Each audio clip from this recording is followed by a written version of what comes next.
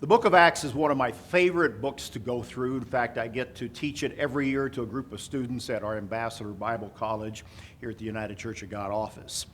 It is a book that is actually written to, for, and about the disciples that Jesus Christ called and the work that he was carrying on and continues to carry on through his disciples, the work of the resurrected Christ. It's an amazing book.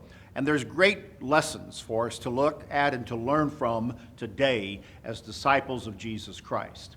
When you look into the first chapter, you need go no further to begin to understand the importance of the actions that they took as they were commissioned by Christ to go take the gospel to the world and in turn make disciples of the gospel of the kingdom of God and of Jesus Christ.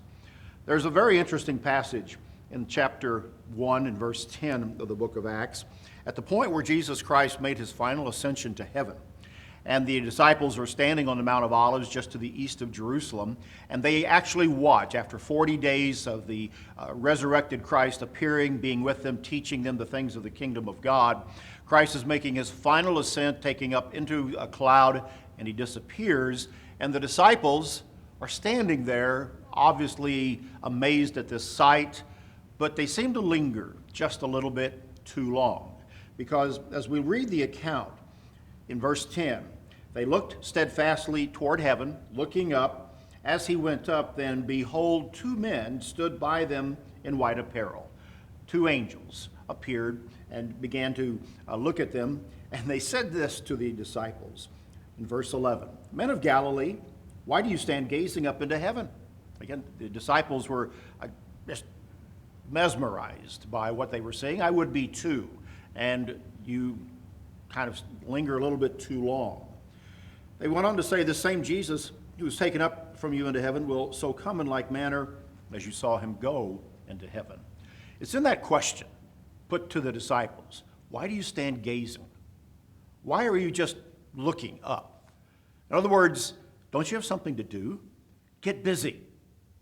In Mark chapter 16, we find where Jesus had appeared at one point to his disciples shortly after his resurrection. And he found his disciples in the room where they had been used to gathering, and they were sitting at table, and he rebuked them, it says in verse 14 of Mark 16, because they did not believe those who had seen him after the resurrection.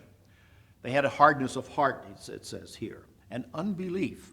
And so Jesus had to rebuke them, and he said to them, Go to the world, preach the gospel to every creature. He who believes and is baptized will be saved, but he who does not believe will be condemned. And he went on to give some signs.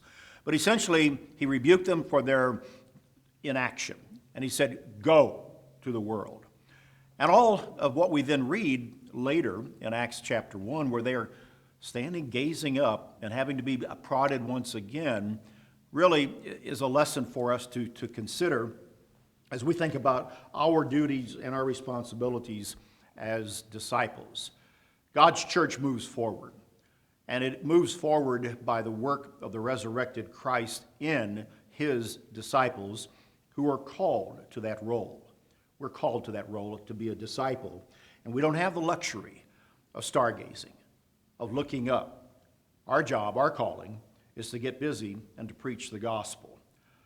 An effective lesson, very important lesson for a disciple, today's disciples, from the very book of Acts. That's BT Daily. Join us next time.